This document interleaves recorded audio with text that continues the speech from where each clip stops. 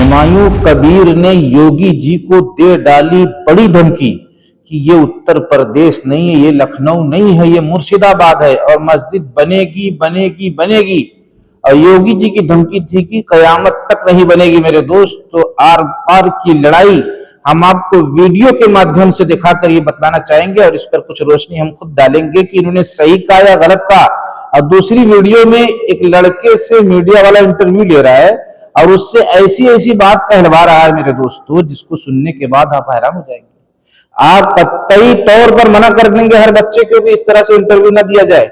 और ये बच्चा अपने आप में बिल्कुल बुरे तरीके से फंस चुका है। ऐसी ऐसी बात पूछ रहा है ये बंदा, ऐसी ऐसी बात पूछ रहा है मेरे दोस्तों। इस पर भी मैं कुछ कहना चाहूंगा और आपकी राय का मैं इंतजार करूंगा कमेंट सेक्शन में। आखिर ये सब कितना बड़ा नुकसान हमारे साथ हो सकता है जिसको मैं बता नहीं सकता। और तीसरी वीडियो ये है कि एक शख्स और निकल कर आए हैं, मोहम्मद दीपक की जगह कह रहे हैं मैं मोहम्मद कुलदीप हूं। क्या करना है मेरा कर लो, मैं बजरंग दल से नहीं डरता। मेरे दोस्तों, ये तीनों वीडियो पर जब मैं अपना रिएक्शन दूंगा ना, तो आप इंशाअल्लाह कहोगे, अल्लाह की जात से उम्मीद कहोगे कि बहुत ही अच्छा रिएक्शन है।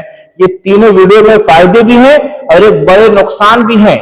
उस राज को मैं बतलाने की कोशिश करूंगा। वीडियो के देखने के बाद आपको रोकने की कोशिश करूंगा। उसके बाद दो बातें और मुझे अर्ज करनी है। आज ही एक हिंदू भाई से मेरी मुलाकात हुई तो मैंने उनके साथ क्या किया है, और एक मुसलमान के साथ मुलाकात हुई, मैंने उनके साथ क्या किया, ये दोनों बातें मैं अर्ज करने की कोशिश करूंगा मेरे दोस्तों। अगर चाहते हो फायदा इस्लाम का, दीन का, देश का, हिंदू मुसलमान का, तो वीडियो पर बाकी रहो और वीडियो को देखना स्टार्ट करो और साथ में जुड़ने की और हमेशा के लिए नियत करो कि जब तक जिंदगी देगी ऐसे चैनल से जुड़ेंगे जो दुनिया से भेदभाव को खत्म करने की कोशिश में लगा हो।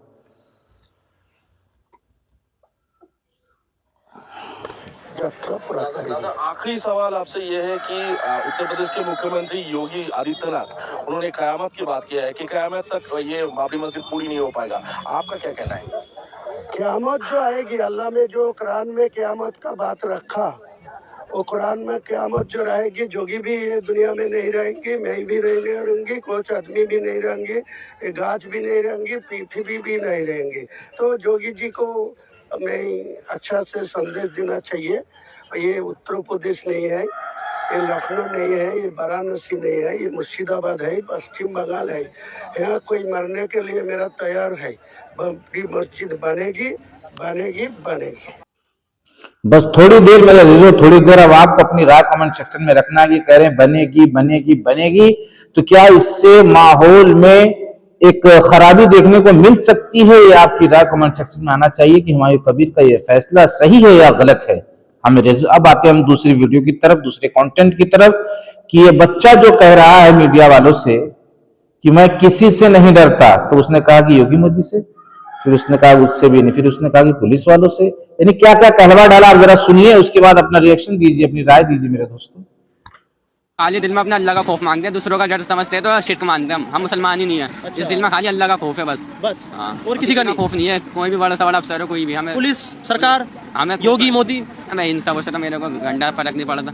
हम तो खाली अपने अल्लाह से डरते हैं बस। और क्या कर देंगे अल्लाह के लिए? अल्लाह के लिए हम मार देंगे, मर जाएगा। अच्छा, हाँ। और कब्जा भी कर लेंगे? कब्जा भी कर लेगा, कुछ भी कर लेगा, अल्लाह के लिए तो मरेगा, जान हाजिर अल्लाह के लिए। अब भी आपने इस बच्चे की जुबानी सुन लिया और मीडिया वाले की भी जुबानी सुन लिया कि किस किस टॉपिक से, किस किस एंगल से उससे सवाल करता जा रहा है। बंदा क्या क्या बोलता चला गया और समझ नहीं पाया कि ये इस्लाम नहीं सिखाता। अल्लाह तबारक व तआला ये नहीं सिखाते कि तुम मुझसे सिर्फ डरो, का मतलब ये नहीं है कि तुम किसी का अदब मत करो, किसी को धमकी दे डालो, किसी को मारने पे आ जाओ, मरने पे आ जाओ। वो तो मौके की सिचुएशन की बात थी, लेकिन ये जो है बिला वजह हम मरेंगे, मर जाएंगे, किसी की जमीन पर कब्जा कर लेंगे, किस तरह का सवाल किया। तो बच्चे को जवाब देना नहीं आ रहा था, उसने हर बात का जवाब ज्यादातर उल्टा देने की कोशिश किया है, जिससे देश के माहौल को भंग किया जा सकता है और हिंदू मुसलमान का एक राइट खड़ा हो सकता है। इससे इस बच्चे के ऊपर कार्रवाई हो सकती है, इस बच्चे के ऊपर हमला हो सकता है। अगर इस बच्चे के ऊपर हमला नहीं हुआ तो दूसरे बच्चे के ऊपर हमला हो जाएगा।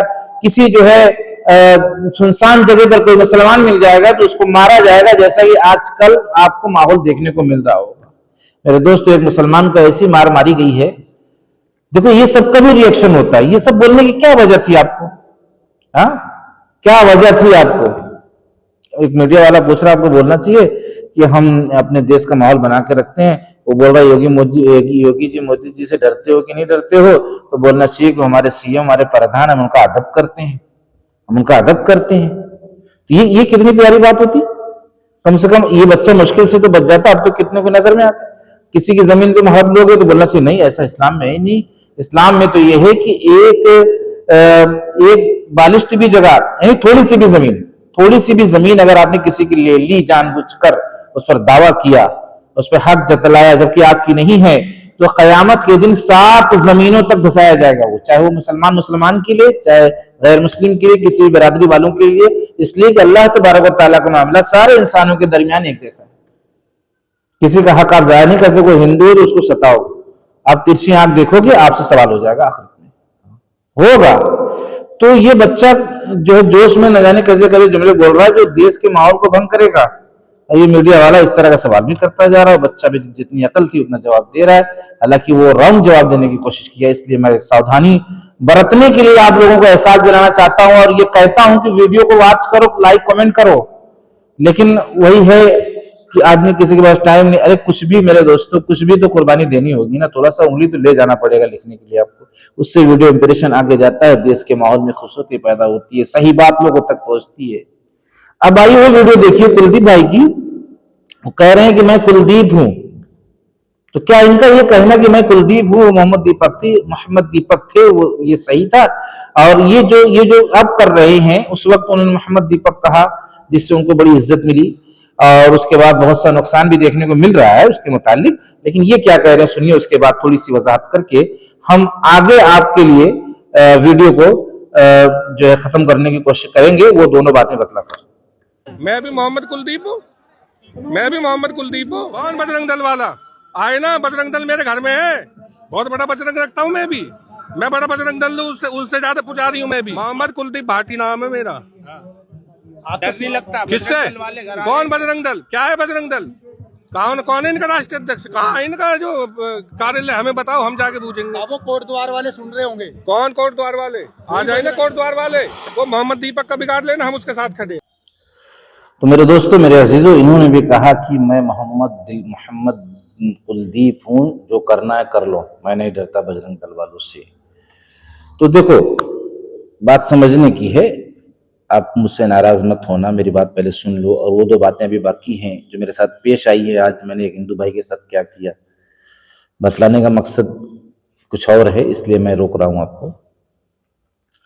कुलदीप भाई के ये कहना कि मैं मोहम्मद कुलदीप जो करना कर लो, ये कहीं ना कहीं से ये चीज फायदा तो कम पहुंचाएगी। देखो, मेरी जो राय है मैं बतला दे रहा हूं, आप मुझसे नाराज, मैं खुश हूं, और नुकसान ज्यादा पहुंचाएगी। इसलिए कि इस जुमले की वजह से वो लोगों को नहीं सुधारा जा सकता जो लोग उतारू हो चुके हैं, अड़ चुके हैं, उनको आप सुधार नहीं सकते, बल्कि उनके अंदर एक आग भड़काने का ये जुमला काम कर सकता है। ये भी एक हो गया, अब और मारेंगे मुसलमानों को, बल्कि कुछ हिंदू भाइयों को भी तकलीफ पहुंचाई जा सकती है। इसलिए कि आप नाम ले रहे हैं सिर्फ, बाकी सारा काम आपका हिंदू धर्म के मुतालिक है।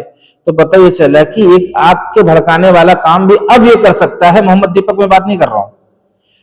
देखो, मेरी राय सही भी हो सकती है, गलत भी हो सकती है, लेकिन मेरे जो समझ में आ रहा है वो तो मैं रखूंगा ना आपके सामने। इसमें कितना फायदा है, कितना नुकसान है। एक तरफ आप मोहम्मद कुलदीप बोलते हैं, दूसरी तरफ एक बड़ा मजमा खड़ा हो जाता है कि एक मोहम्मद कुलदीप अब और हो गया, अब मुसलमानों को और परेशान करो। हालांकि एक बड़े जिगर की बात थी कि भाईचारा पैदा करने के लिए बोल रहा था, लेकिन ये भाईचारा पैदा करना सबके समझ में आना चाहिए ना। अभी तुम्हारे को समझ में आ गया मैं भाईचारा पैदा कर रहा हूँ, लेकिन साइड में जो पीछे मुसलमान है, जहां कम मुसलमान है, ज्यादा हिंदू भाई हैं, वहां उनको तकलीफ देना शुरू कर दी, आउट जगह पे आगे मारना शुरू कर दी कि मोहम्मद कुलदीप एक और बढ़ गया, यानी हम लोग खत्म होते जा रहे हैं। हालांकि ऐसा नहीं, आप अपना धर्म नहीं छोड़ रहे हैं, लेकिन उनके जहन में बात आ रही है।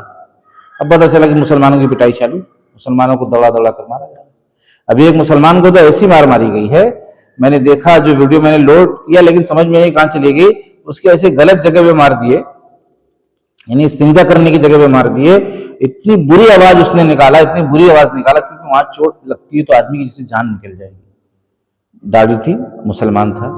तो पता ही चला कि इस तरीके से आप मोहम्मद कुलदीप बोल के चले जाते घर में, आपका कुछ नहीं होगा, लेकिन उसके साइड में बहुत बड़ा नुकसान होता है और उस नुकसान को बहुत बड़ी तादाद में मुसलमान देख ही नहीं पा रहे हैं। वो नुकसान क्या है? बस मुसलमान ये देख रहे हैं कि एक मोहम्मद कुलदीप नाम का और हिंदू भाई हमारा आ गया। अरे मेरे भाई, इससे माहौल सुधरेगा नहीं। मोहम्मद दीपक भाई जुनून में बोल दिए थे, तो उसमें क्या था कि वो ऐसा मौका था और उन्होंने भाईचारा साबित करने के लिए बोल दिया था। लेकिन अब इस तरीके से बोलते जाओगे तो फायदा भी है, देखो मैं ये भी कह रहा हूं, फायदा भी है कि बहुत से हिंदू भाइयों को पैगाम पहुंचेगा कि यार हिंदू भाई भी खुल के मैदान में आ रहे हैं। लेकिन उन लोगों पर काबू पाना बहुत मुश्किल है जिनको हम सुधारना चाहते हैं। वो और भड़क रहे हैं, वो और मारने पे आ रहे हैं, और बढ़ा रहे हैं मॉब लिंचिंग को, तो उसका क्या होगा? जो आम मुसलमान जो बुरी तरीके से फंसा हुआ है।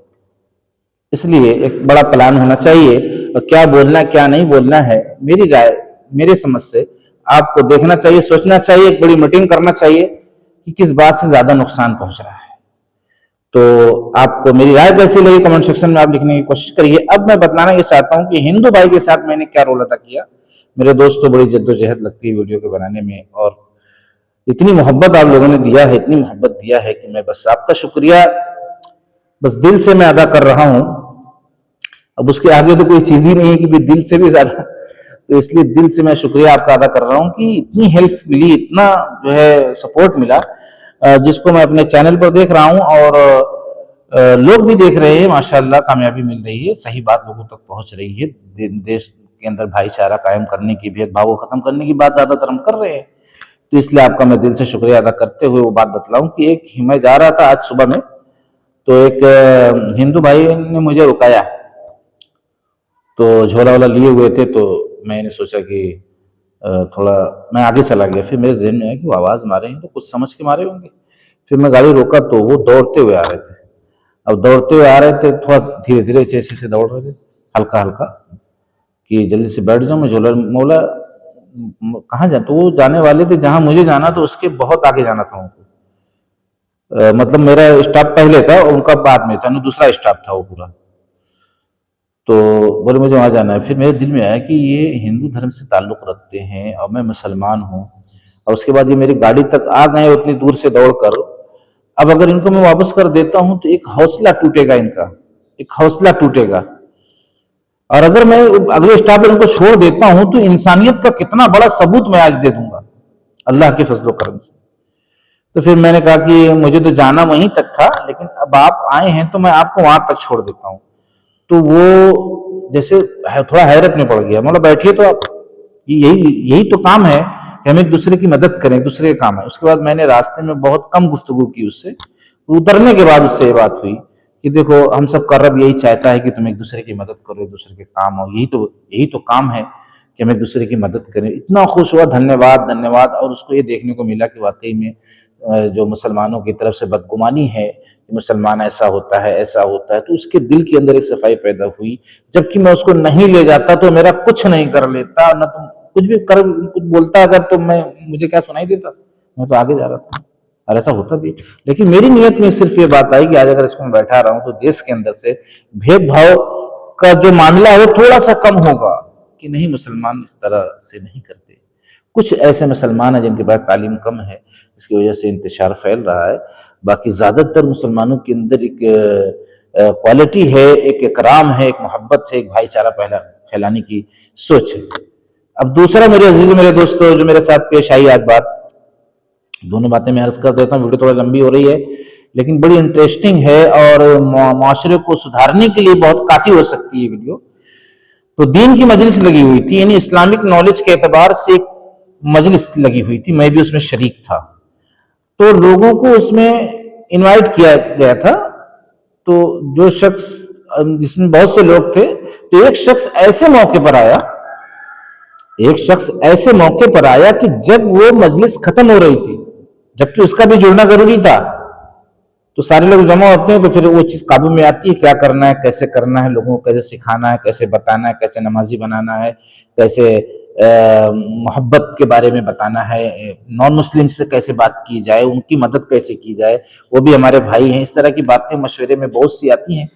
देश के अंदर जो बुराई हो रही है, जो खराबी है, माँ बाप के हुकूक कैसे अदा होंगे, बहुत सी बातें उस मजलिस में होती हैं। तो वो आखिरी कगार पे शरीक हुए तो मैं, वो एक अंदर अंदर उनके घबराहट थी कि मैं तो एकदम, तो उसमें चाय पानी का भी मामला था, कुछ पानी वानी का प्रोग्राम था, मीठे उठेगा, तो बस वही मौके पे पहुंचे जब वो यानी उसकी तैयारी होने वाली थी। तो उनके अंदर जैसे एक कुछ साथी ऐसे थे मेरे उसमें जो ये बात कहते थे, लेकिन मैंने बड़ी कोशिश कर करके उनको समझाया कि इस तरीके से दीन की मजलिसों में इस तरह की बातें ना की जाए। जब भी कोई प्रोग्राम हो, जलसा हो, छोटा मोटा किसी मस्जिद में प्रोग्राम हो, लोगों को जोड़ा जाए दीन के रास्ते पर लाने के लिए, तो उसमें जैसे कोई लेट अगर पहुंचा तो उस पर कोई यानी कि टिप्पणी न की जाए, उसके दिल को तोड़ने की कोशिश न की जाए, बल्कि ये कहा जाए कि माशाअल्लाह अल्हम्दुलिल्लाह कम से कम आप आए। तो मैंने वही किया। जैसे यार तो बोले अरे बहुत देर हो गई। मैंने कहा कम से कम आप आए, तो कम से कम आप आ तो गए। अगर आप इतना भी ना करते तो कोई क्या कर लेता आपका, सबके बीच में। मैंने कहा तो ये हुआ कि हाँ सही बात है, कोई क्या कर लेता, नहीं आए, नहीं मौका मिला। लेकिन आप कुछ समझ कर यहाँ तक आए हैं, सलाम दुआ, आपका चेहरा एक दूसरे को देखा गया और सलाम कलाम हुआ, और इस थोड़े से वक्त को आपने जो है यहाँ पर अपनी शिरकत भी थोड़ा सा वक्त लेकर, तो और यहाँ क्या हुआ उसकी कारगुजारी भी यानी कुछ आपको मिलेगी, कुछ बातें भी मिलेंगी। भाई आज दीन की मजलिस में ये बात आई थी, ये चीज हराम है, ये चीज हलाल है, और इस तरीके से लोगों को अल्लाह से जोड़ना है, मोहब्बत अखलाक का माहौल पैदा करना है देश के अंदर और अपने पड़ोसियों के अंदर। तो अब वो जो थोड़ी सी बात मिली है कितनी काफी होगी मेरे दोस्तों, मेरे अजीजों। उसके बाद वो बंदा अकेले मुझसे मिला, बोले बहुत ज्यादा मुझे यानी अंदर से वो हुआ, और अब मैं इस तरह की मजलिसें लगेंगी तो मैं पहले आने की कोशिश करूंगा, पहले आने की कोशिश करूंगा प्रोग्राम में, ताकि जो है मतलब और फायदा हो।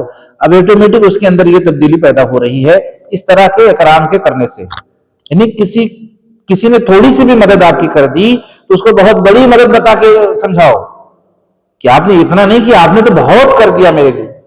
हाँ, किसी का छोटा सा, कोई हमारा छोटा सा भी बोझ उठा दे तो उसमें बहुत बड़ा बोझ, कोई हमें 10 रुपया दे दे वक्त पर, तो समझो कि बहुत बड़ी मदद इसने कर दिया हमारी, और उसका एहसान मानो। अब बोलो कि उस वक्त तुमने मेरी मदद की थी, अल्लाह रब्बुल इज्जत ने आपको जरिया बनाया, तो उसको बार बार बोलोगे तो अल्लाह तबारक व तआला उसके क़ुलूब को आपके लिए नरम फरमाएंगे, आपकी मोहब्बत उसके सीनों में पैदा फरमाएंगे, और ऐसा भाईचारा की मिसाल आप बन जाएंगे, ऐसा भाईचारा माहौल पैदा करने की मिसाल आप बन जाएंगे कि एक दूसरे को मिलने के लिए लोग तरसेंगे। आज का दौर तो यह है कि एक दूसरे को देखना नहीं चाहते ज्यादातर। अब वो दौर आएगा जब आप छोटे से भी गिफ्ट की, छोटी से भी हेल्प की बहुत ज्यादा चर्चा करोगे, सराहना करोगे, तो एक ऐसा वक्त आएगा कि एक दूसरे को देखने के लिए तरसो कि कब मैं एक दूसरे से मुलाकात कर लूं, कब मेरा पड़ोसी बाहर निकले कि मैं उसे देख लूं, उसके दरवाजे पे आप पहुंच जाएंगे। इतनी मोहब्बत आम होगी मेरे दोस्तों। और मुसलमानों से खास तौर से गुजारिश है कि सलाम को आम करो, सलाम से मोहब्बत पैदा होती है। यानी जब किसी मुसलमान को देखो अस्सलामु अलैकुम व रहमतुल्लाहि व बरकातुहू, यानी अस्सलामु अलैकुम भी बोल दिए तो ये काफ़ी है, लेकिन आगे बढ़ा दिए तो और बेहतर है। इस तरीके से एक दूसरे के दिलों में मोहब्बत बढ़ती चली जाएगी, और ये खूबसूरत माहौल देखने को आपको अपनी आंखों से नहीं मिला मेरे दोस्तों, ये हो ही नहीं सकता। खैर, और अब मैं वीडियो का इख्तिताम करता हूँ ये कहते हुए कि अल्लाह रब्बुल इज़्ज़त ने अगर ज़िंदगी बख्शी तो इंशाअल्लाह नेक्स्ट वीडियो मिलेंगे और कंटेंट में और ज़्यादा सुधार लाने की कोशिश करेंगे। और आखिर में यूट्यूब वाले का छोटा सा ये शुक्रिया अदा कर लूँ कि वो एक ऐसा प्लेटफॉर्म है जिसके ज़रिए से हम एक दूसरे तक पैगाम पहुँचा रहे हैं, और अल्लाह रब्बुल इज़्ज़त उनकी हर जायज़ तमन्नाओं को पूरा फरमाने से पहले अल्लाह रब्बुल इज़्ज़त सीधे और सच्चे रास्ते पर हर इंसान को चलने वाला बनाए, उसके बाद उसकी हर जायज़ तमन्ना पूरा फरमाए।